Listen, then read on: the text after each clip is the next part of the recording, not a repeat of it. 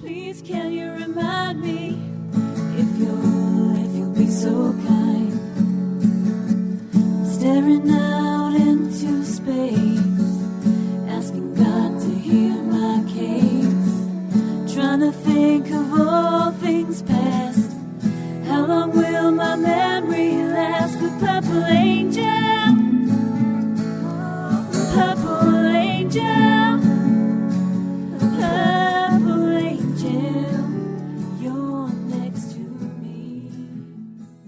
Well, welcome everyone to Alzheimer Speaks Radio. I'm Lori LeBate, the host and founder of Alzheimer Speaks.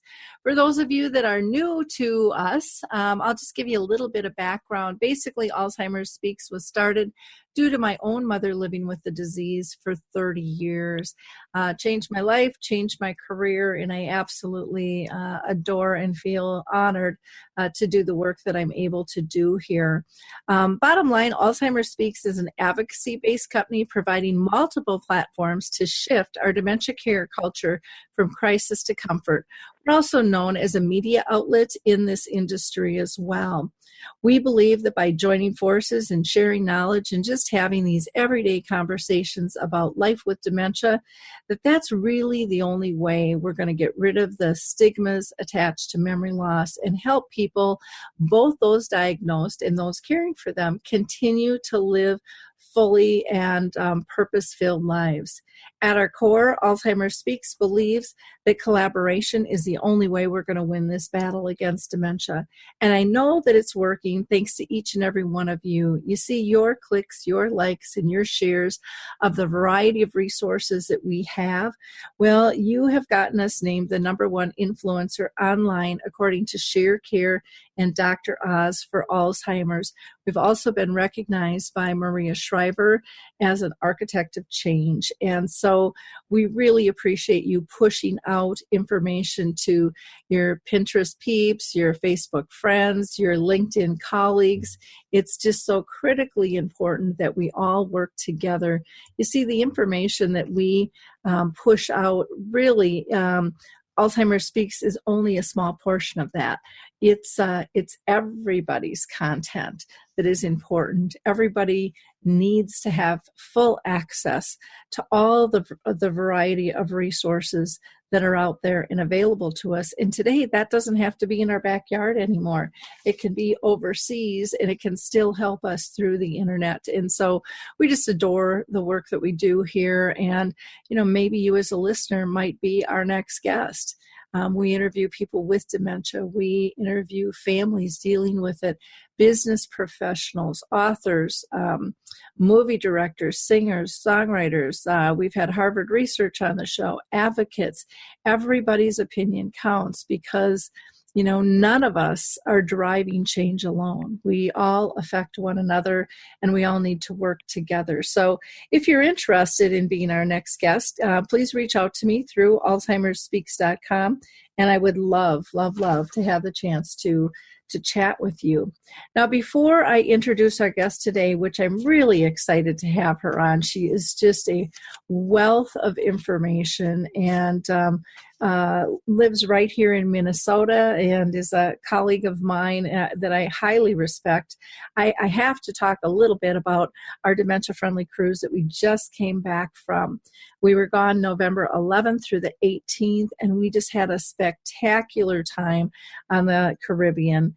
My team was absolutely exceptional. We had 4 people living with dementia that spoke and just offered such great insights. That was Harry Urban, Michael Ellenbogen, Lori Shear, and Mary Reed.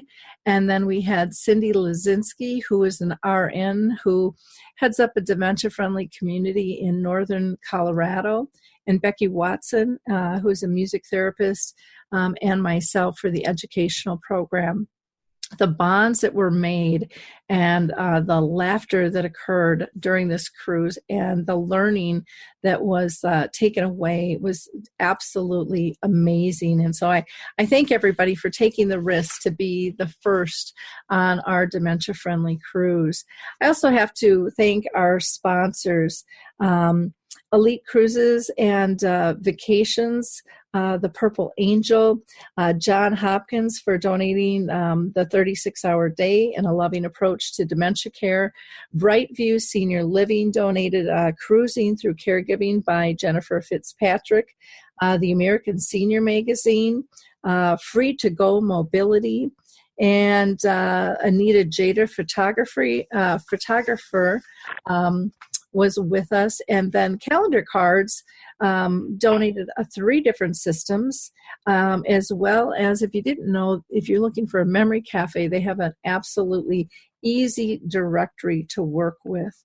PS Salons and Spa, the 15 Minutes of Fame, Care to Plan Dementia Resource Directory, the Art Kit, Dementia Friendly Handbook, Footprint ID, and the Little Book for Alzheimer's Caregiver, along with the Call Alert Center. So everybody just worked so beautifully together. And again, it was a really an amazing time, and can't wait to do another travel, vacation, education package for those with dementia and their loved ones.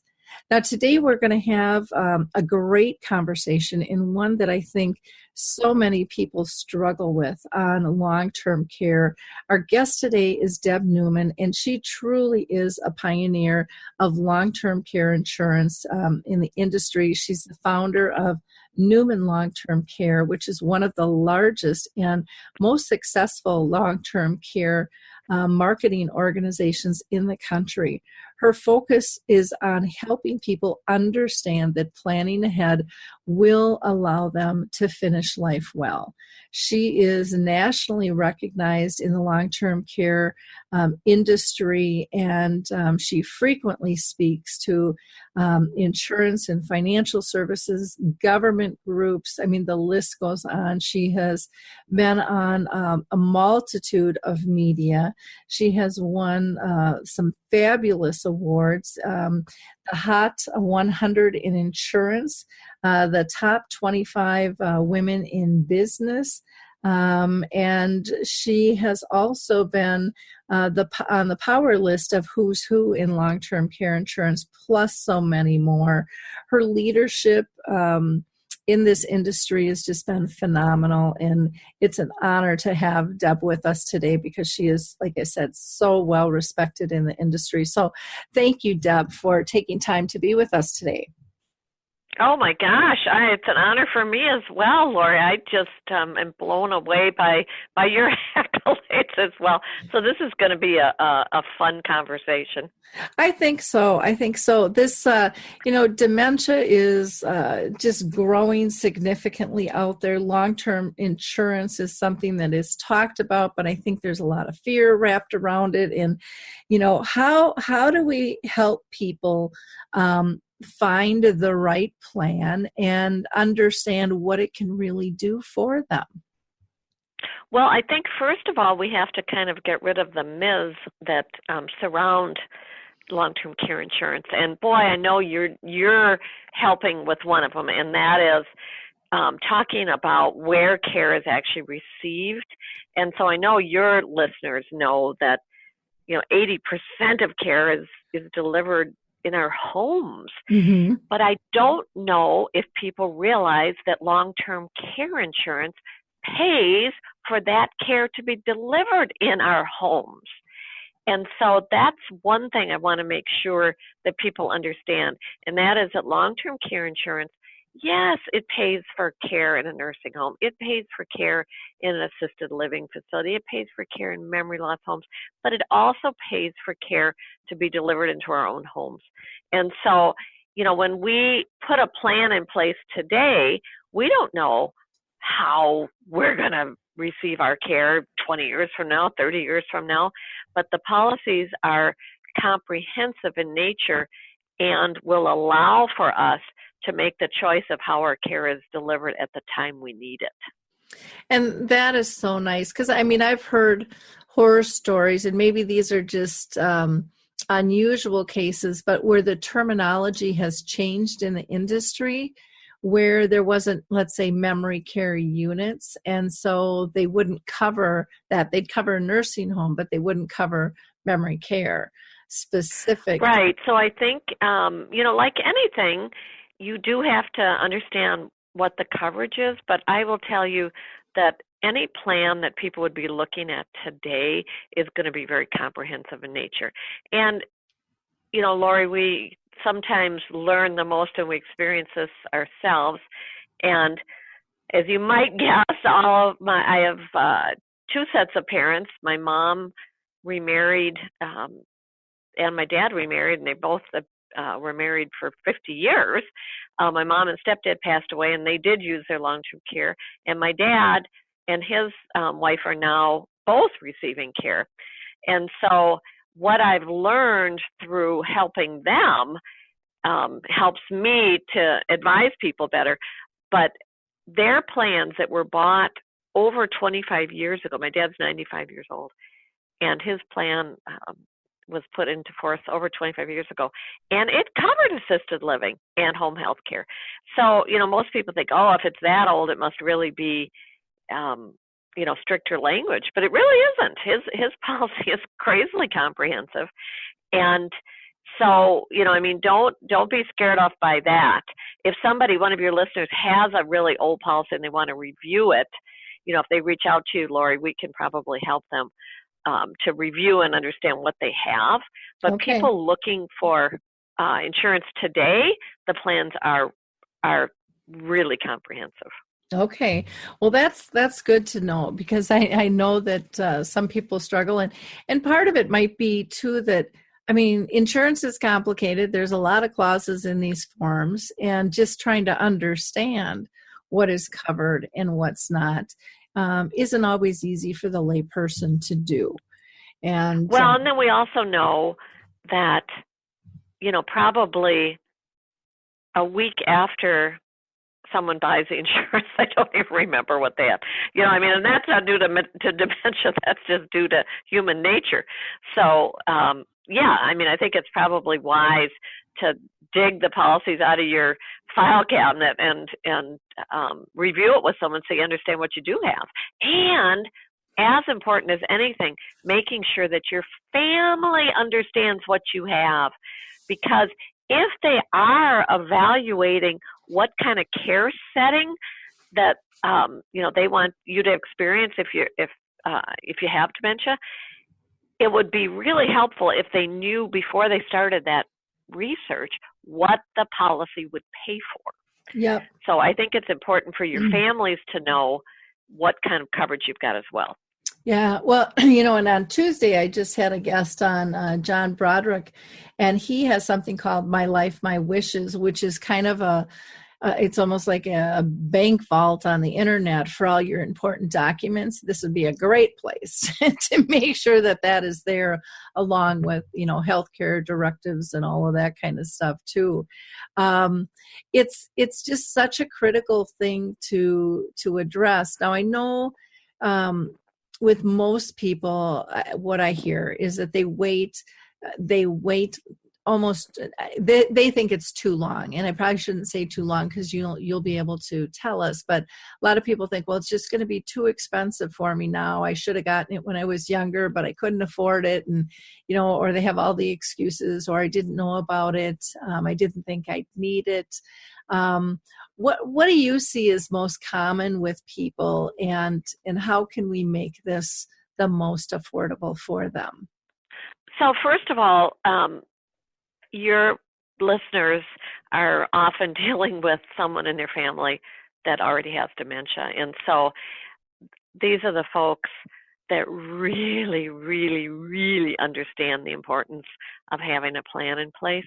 And so, I would really encourage those families that you're reaching out to start looking at their own policy, buying it for themselves in their very early 50s. That's, and I love to get people in their late 40s, but I understand that's when you have kids in college and everything else. But I would say, when you get into your early 50s, that's the time you need to evaluate long-term care insurance for yourself. And part of the reason, I remember going to a conference, and a director of nursing was doing fundraising, and she stood up there and she looked out over the audience and she said, "Oh, I see many of you have gray hair." And it's like, "Oh, okay." And then she says, "So you're beginning to collect." And I thought, wait a minute, I'm not collecting Social Security. She says, no, to collect your chronic illnesses. And I thought, oh. And she said, by the time people turn 50, they start collecting chronic illnesses. And so one of the things that, is our biggest struggle is we need to get to people before they start collecting all their chronic illnesses, because you do have to answer a questionnaire about your health in order to qualify to purchase long-term care insurance. Now, if you have high blood pressure or cholesterol or whatever it might be, you're still eligible. Even diabetes, if it's not on insulin. And, there's a myriad of things that many of us have collected where we can still qualify for the insurance. But the problem is if we have 2 or 3 of these things that might impact how our health progresses in the future. So, it's just my plea to have people, while they're still young, vibrant, they can't even imagine themselves needing care. That's the time you need to buy long-term care insurance. So it's really a planning tool. And so, I hope that all of us have this in our portfolio, in our lock boxes, however, in that vault that you're talking about, and we never use it. I mean, how glorious would that be that we were prepared and, we were able to live out a full, wonderful life without the need for long-term care insurance. That would be the best investment I ever made, is to pay for it and not use it. But in the event that we do need it, having a plan in place absolutely helps our families cope with how to get our care delivered. And when you take money off the table in terms of a fear and a worry, people will probably access care sooner and maybe in a more generous fashion, knowing that the insurance is going to pay for it. So, Lori, you asked, how do we keep it affordable? So here is one of the things that people need to understand. If I can, I'll share with you that long-term care insurance is easy to design your own plan. You design what you want, how much you want, how to pay for it. It's really flexible. And there's really 4 decisions that you make to design a long-term care policy. So the first one is you choose the monthly benefit. How much care, how much of a benefit do you want to receive monthly? And so you probably have guests on that talk about how much care costs. And so, you kind of look in your own community and say, how much does care cost?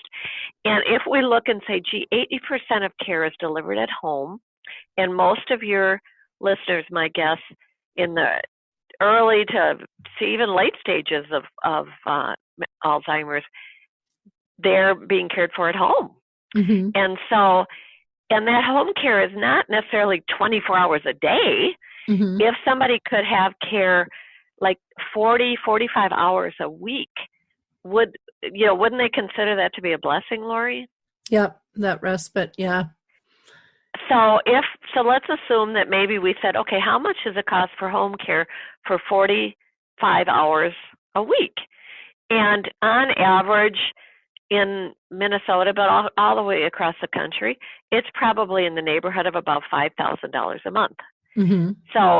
So first of all, you say, okay, in today's dollars, don't try and project into the future, but today, if I had a plan that paid $5,000 a month, I could receive really high quality home care.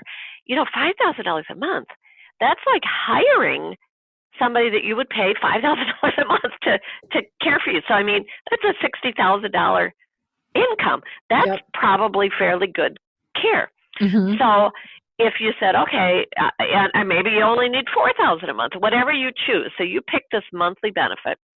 Then you pick the deductible. And deductible is days of care. How many days of care would I be willing to pay for before the policy kicks in? So most people pick 90 days.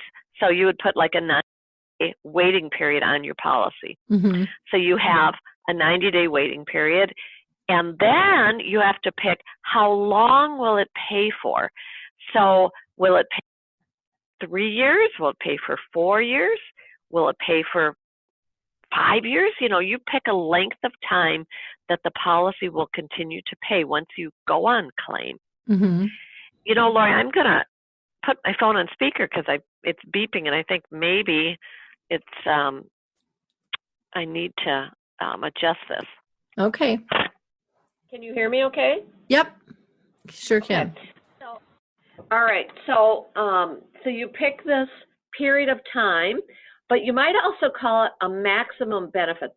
And so some policies are designed so if you said $5,000 a month for 5 years, 5,000 times 60 months would give you a maximum benefit of $300,000. So you would essentially have this $300,000 bucket of money. Mm-hmm. So that's a second decision. The third decision is, do I put some sort of inflation on there? Mm-hmm. And of course, that's important. So you look and you say, what is care increasing? And over the last 5 years, home care has really only gone up 1 or 2%. Now, of late, it's starting to increase a little higher because wages are going up. So you might put a 3% compound inflation feature on, or a 2%. In other words, so you buy this $4,000 a month, benefit, and you pick a 3-year maximum benefit, and you have a 90-day wait. Then you put this inflation feature on, which allows the benefit to continue to grow by, let's say, 3% all the way throughout your entire lifetime. So the benefit continues to grow. So quite frankly, if you can make those 4 decisions, you can design a long-term care policy. And those are the 4 factors that affect how much it costs. Uh-huh. So does that make sense? It makes a lot of sense. And I guess I didn't know that there was that much flexibility in it. I thought there was probably A, B, C, or D. And, you pick from these, kind of like you do with your healthcare, and most of them give you like 2, maybe 3 different options where they've predetermined the deductibles and they've predetermined what's going to be included and stuff. And so this is really nice to hear that people can really give some thought to this.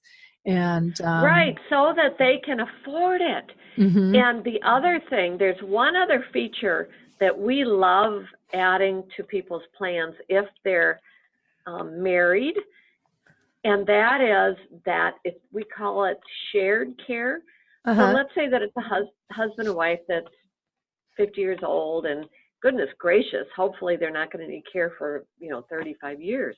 So we don't know which one of them is going to need care. Uh-huh. So what we might do is we put the shared care. So let's say that each one of them buys a 3-year bucket of money. Mm-hmm. If we put the shared care benefit on, it equals 6 years between the 2 of them. Mm-hmm. So if one of them never needed care, but the other one needed it for 6 years, it would pay for that. Or, so if the first person died without needing it, the second person gets both benefits. Oh, that's or nice. If the first person needed, got Alzheimer's and needed care much sooner, they could dip into both buckets and have up to the 6 years. So it allows for flexibility for people when they're designing their plan. And if you consider those 4 things, we can usually make it affordable for people to own long-term care insurance. Okay. Well, that's really good to know. Do you know out of, and I'm just asking you off the top of the cuff, so you might not know this statistic, but roughly, do you know how many people come to you because they're afraid of dementia maybe hitting them? Maybe it hasn't yet, but they're worried about it. Do they talk about why they're coming to you what they think might be down the pike for them? Sometimes when you ask about their families, has anyone in your family ever needed care? And then the stories start, unfolding about what might have happened to, their parents or grandparents with dementia. But normally it's because their financial advisor has said, you know what, you need to button up this risk because otherwise your whole financial plan is at risk. Mm-hmm. So it's really usually a planning discussion. Okay. And I would think so, because most people try to avoid anything with death or dying or illness like the plague. It's like, that's not going to happen to us. That always happens to somebody right else. Yeah. And Lori, I have to tell you a story because there may be people listening that are afraid to do this planning because they feel if they do the planning, it will be like a self-fulfilling prophecy that all of a sudden they get, the dementia and they need care. I had a good friend whose mother had Huntington's disease, which is a very progressive, debilitating disease, Mm-hmm. and it's very, very hereditary. So she was in her 40s, and I said, we should get you long-term care insurance. And she says, oh, yeah, I probably should do that. And then the next year it's, hey, we should do this. Oh, yeah, I should probably do that. Of course, she just kept putting it off. And finally, I took her to lunch, and I said to her, do you think that if you buy long-term care insurance that you're going to get Huntington's disease? And she burst out crying. Oh. Because that's exactly what she thought. It's almost like, I don't do a will because if I do a will, I'm going to die. It's this crazy psyche that we talk ourselves into. And so once we got past that, she was able to say, okay, I should do this. And she did do it. And, for her, the good news is she did not get Huntington's. And so she's fine. Sadly, her sister did, Mm-hmm. because it is so hereditary, but she did not. But yet now she has a really comprehensive long-term care plan in place in the event that, she collects a few other chronic illnesses and needs care for dementia or whatever else might happen in her life. Yeah. Well, and I think that is so true. People are so scared to talk about it because of the what ifs, but it's like, how many times do you plan it for things, or you go down the rabbit hole thinking of all the different ways you can avoid a problem, and then it'll still sting you in a different way, or something else will happen and it's just been wasted time. It's, we don't have control over that, but I think it's really about living smart and being prepared as much as possible and staying in control, because that's, one commonality I think most people want is, they want to be comfortable, but they want to be in control. They want to have say in the decisions. Well, if you wait till crisis, you don't have say in the decisions, and you've lost a lot of your options in the meantime by not planning ahead, by not having these conversations. And the one thing that I think people need to understand, when we look at our parents, so my dad is 95 now, and he's crazily grateful he has long-term care insurance because it's totally paying. But the blessing that he has in his life is that he has a pension. And so if he should die before his wife, there's still a pension, right? Mm-hmm. That continues. So there's still income. But for those of us in the baby boomer generation and beyond, most of us don't have a pension. We have our 401k plan. We have our IRA rollovers. So we have this pot of money, and this pot of money has to provide us a retirement income for maybe 30 years. Mm-hmm. So the pot has to be big enough to help us retire for all those years.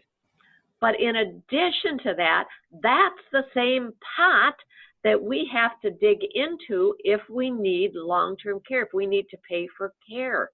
And so if that happens and you have to dig into that pot at $5,000, $6,000 a month, that pot is going to diminish and won't be there to continue to provide that income. So one of the things, if you look at it this way, long-term care insurance is kind of a wrapper around your 401k plan or your IRA rollover to protect against that asset having to not only to provide income, but also to provide for this expensive kind of care that you might need. Mm-hmm. So that's the reason why our generation really has to figure out how they're going to pay for long-term care well in advance of needing it. Yeah. Yeah, because the states can't afford to be paying for everybody. And then people get mad if they have to spend down and use their own money. And it's like, well, what do you expect? I mean, it has to be. What kind of trends are you seeing, Deb, in long-term care? Because I know for a while, different companies I had heard were dropping out of the industry. They just said it was too expensive. And your company seems to be thriving with this. What kind of trends are you seeing? Well, so there's really some innovative things going on in the long-term care insurance business. So you're right, we're actually growing, and we are still writing traditional long-term care insurance, which I just described with those 4 simple decisions, and you put a plan in place and you keep it for your lifetime. But now there's also plans where you might, if you need life insurance, for instance, then you put a long-term care insurance rider on your life insurance, which means that if you should need long-term care instead, before you die, mm-hmm. then you can use your policy benefits for long-term care rather than life insurance. So it's kind of a combination. Oh, that's a lot nice. of people call them hybrids or combo products or blended or linked benefit.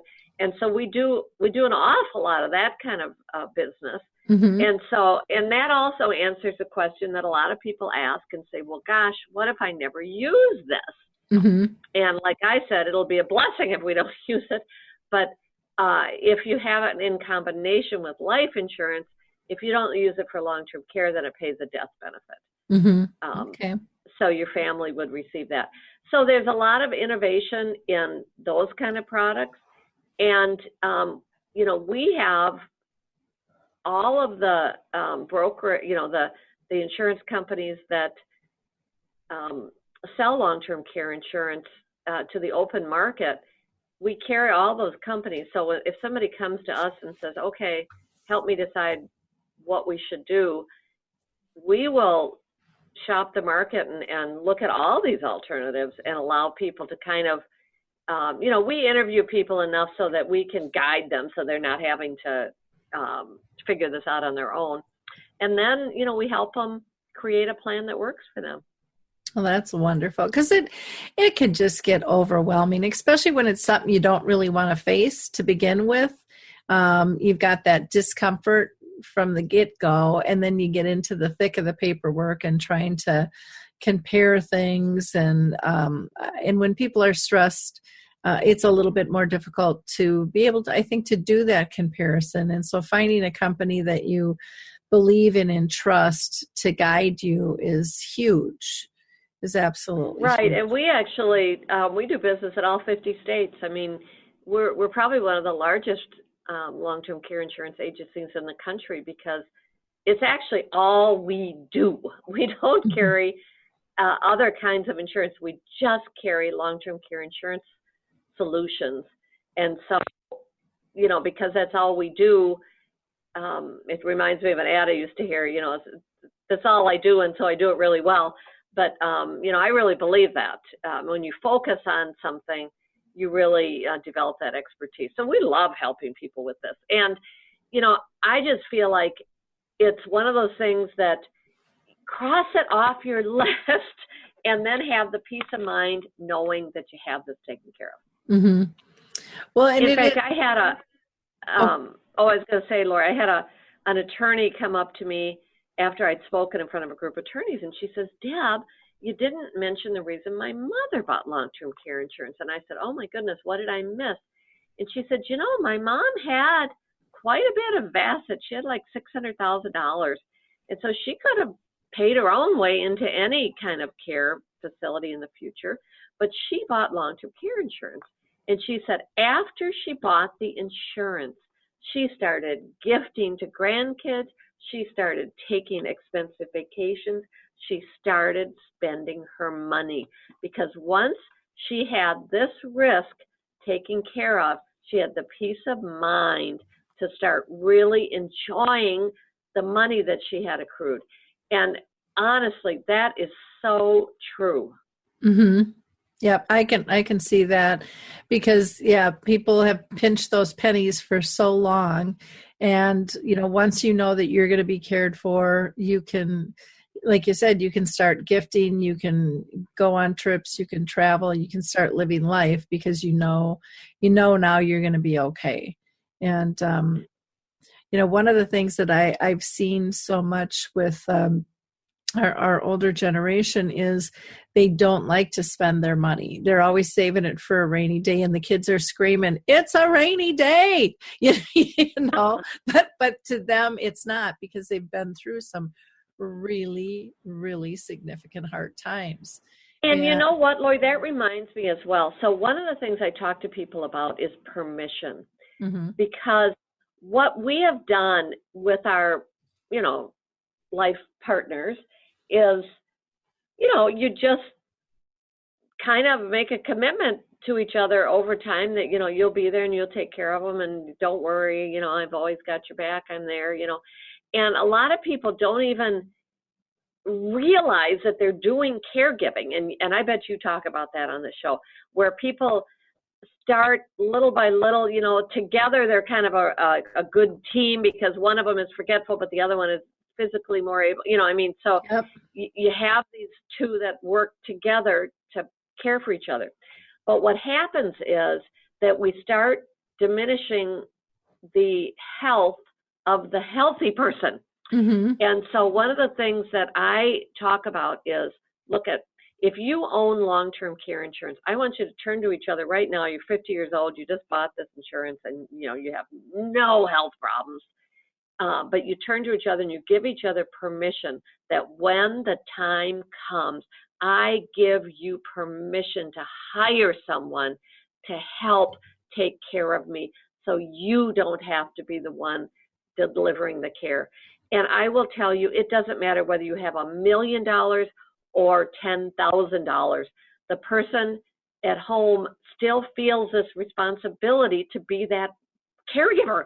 Yeah. And what we're doing by having a plan is we're giving each other permission. Yeah, I still want you around, but you don't have to be the one lifting me in and out of the tub. You don't have to be the one helping me in the bathroom. I want you to be by my side, but please hire someone to help us. And by having insurance in place, you have permission to do that because the insurance will pay for it. Well, and so often the care partner ends up getting sick or passing on because they're so stressed and so depleted, caring for somebody. And that's not what the person wants for their loved one. They want them to be around with them and to still be in relationship with them. And so, the long-term care insurance can really help that process out and let everybody breathe a little bit easier, which is so critically important. Now, I have a question because a lot of times, at home, many families have family members caring for somebody. Will a long-term insurance cover a family member who is caring for somebody? I know that that's kind of a slippery slope. In terms of, are they really, or is this just a setup, type thing?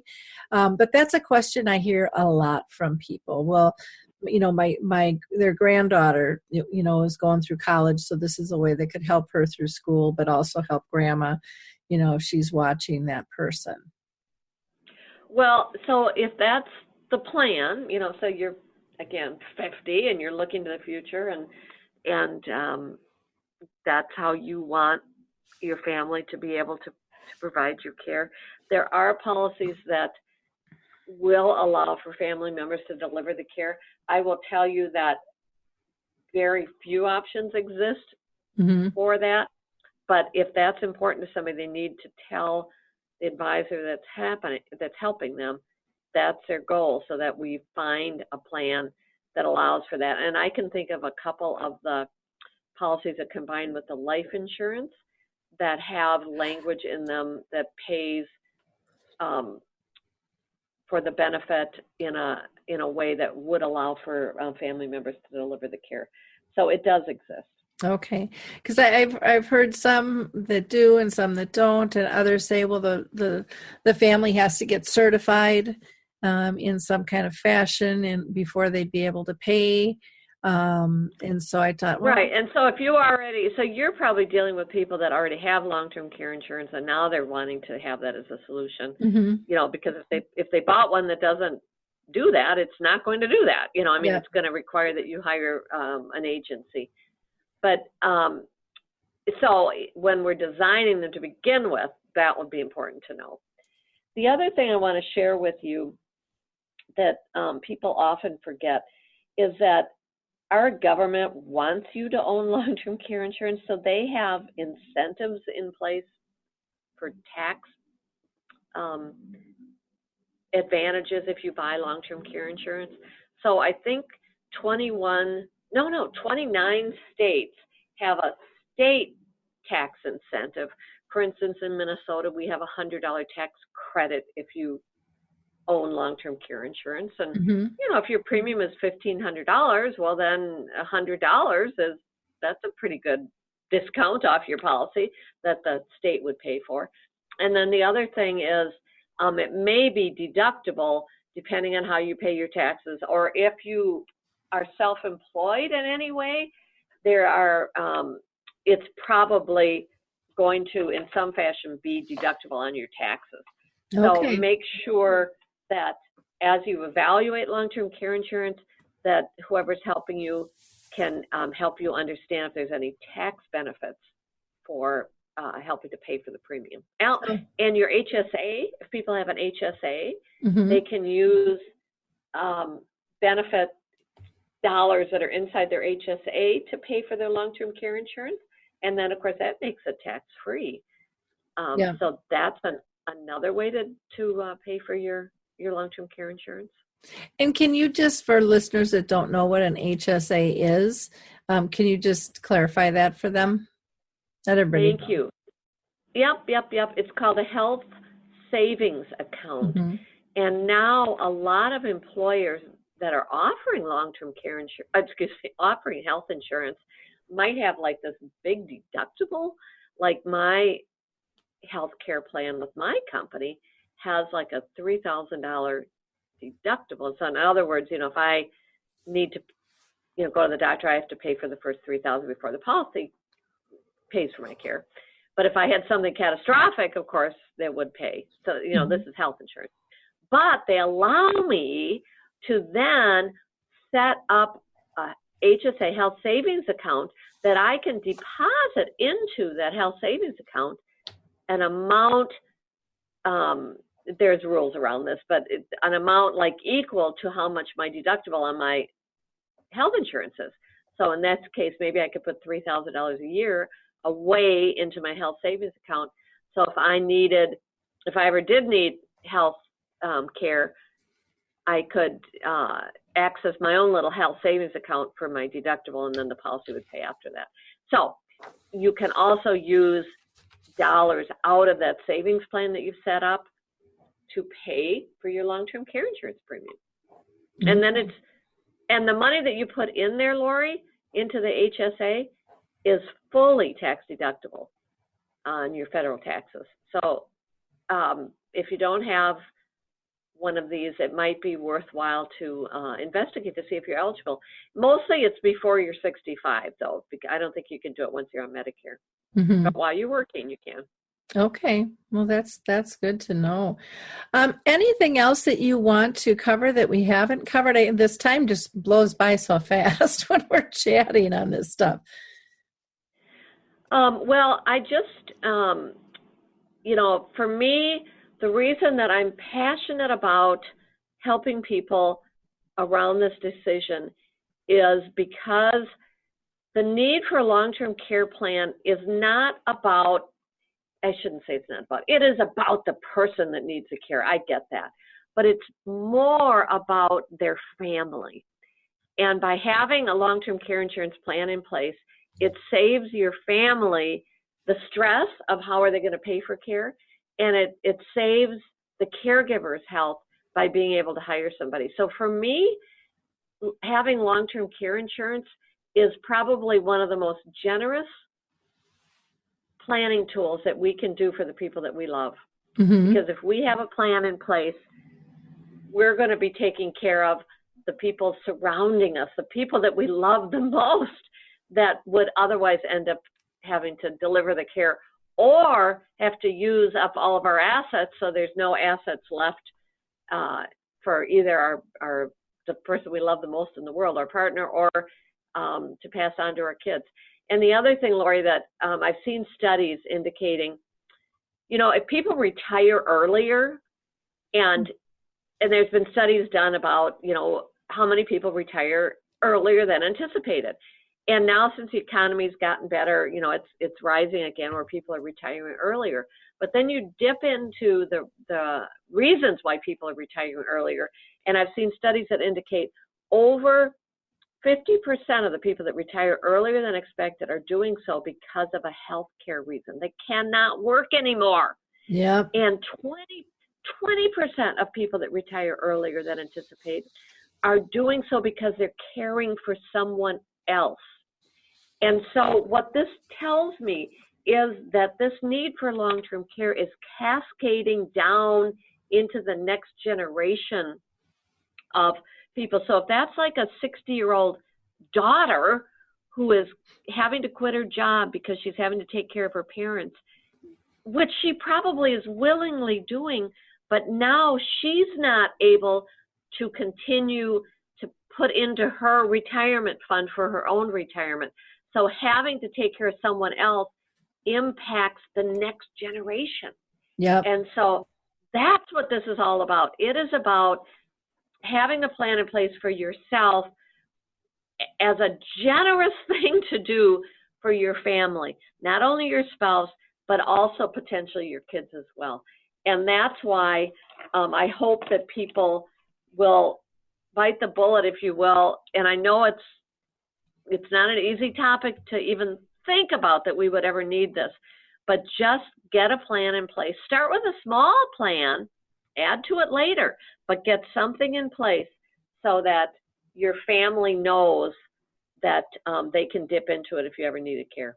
Mm-hmm. Well, and that's something I guess I never really heard anyone say either. Start with a small plan and you can, change it up later. I've never heard anybody say that, Oh my goodness. That's, what I realized, I've been in the insurance business. I hate to say this, giving away my age here, but almost 40 years, yikes. And when I started in the insurance business, I started selling life insurance. Well, if I'm talking to a 20-year-old, I'm not saying, hey, in your lifetime, you're probably going to have 4 kids, and you got to put them through college, and you're going to have a big mortgage, and then you're going to have a big estate, and boy, you've got to have, you should buy $1 million worth of whole life insurance. Mm-hmm. No, you start with $100,000 of term insurance, and then you add later as their life evolves. And when you start planning for long-term care insurance in your early 50s, yes, you can add to it later. But Okay. get something now. Good advice. Yeah. Good advice. Now, the best way to get for people to get a hold of you, that you can go to your website, which is newmanlongtermcare.com. That's newmanlongtermcare.com. Or you can email Deb at debn@newmanltc.com. Again, that's Deb, D-E-B, and then N is in Nancy, at newmanltc.com. Or their phone number is 612-454-4402. That's 612-454-4402. Well, thank you so much, Deb. This has been just a great conversation, and I know it'll help many of our listeners. out there who are wondering what to do and how to plan. So I appreciate you taking this hour to share with us your expertise. Well, thank you for having me. It's been fun. It's always fun to talk to you. You make this topic easy to understand, and also I love your passion around caring for this community people. So thank you for what you do. Well, thank you. Again, appreciate your time with us. All of our shows here on Alzheimer Speaks are archived. We've got over 400 episodes, so feel free to listen whenever is good for you. You can access our Dementia Chats at alzheimerspeaks.com. Those are interviews that I do that are video interviews, and our experts all have dementia. Our last one that we posted was, do dementia experts and care partners really know what the person with dementia really wants? And don't forget to check out Care to Plan, the new dementia resource directory on Alzheimer's Speaks. There's a big tab that just says resource directory. This is an amazing directory that's just in beta testing right now, but Mayo Clinic, NIH, the CDC are all going to be content builders along with Alzheimer's Speaks, and it's very, very easy to use, and it'll have information from educational to doctors and clinics to financial, housing, different types of services. And it's something that I've always wanted to see since my mom, was diagnosed over 30 years ago, and just felt that people didn't have true access to all the services out there. Who else? I want to give a shout out again to the Purple Table Reservations. This is a new concept that is just being launched. You can just go to purpletablereservations.com, and they're only in a couple of states. I think they're in 4 states, but 40 states have inquired. People want this service where they can call into a restaurant. They can get a purple table, which would be a dementia-friendly table in a restaurant without being pointed out, and staff will be trained. And it's just a really cool concept, something that is very, very much needed. Also, check out the American Senior Magazine. I love this. It's big print, great articles, has some games, and just some different initiatives in there that you'll like. It comes out on a quarterly basis. In the meantime, have a wonderful week, and we will look forward to chatting with you soon. Bye now. Well, hi, I'm Lori LeBay, and I wanted to tell you about Alzheimer's Speaks, which is another great podcast. You see, my own mother lived with dementia for 30 years, and I felt lost. Did you know every 3 seconds someone in the world is being diagnosed with dementia? Odds are it's going to hit your families too. We want to help you connect to services, products, tools, research, and stories so you can be prepared. Please subscribe to Alzheimer's Speaks on your favorite podcast platform.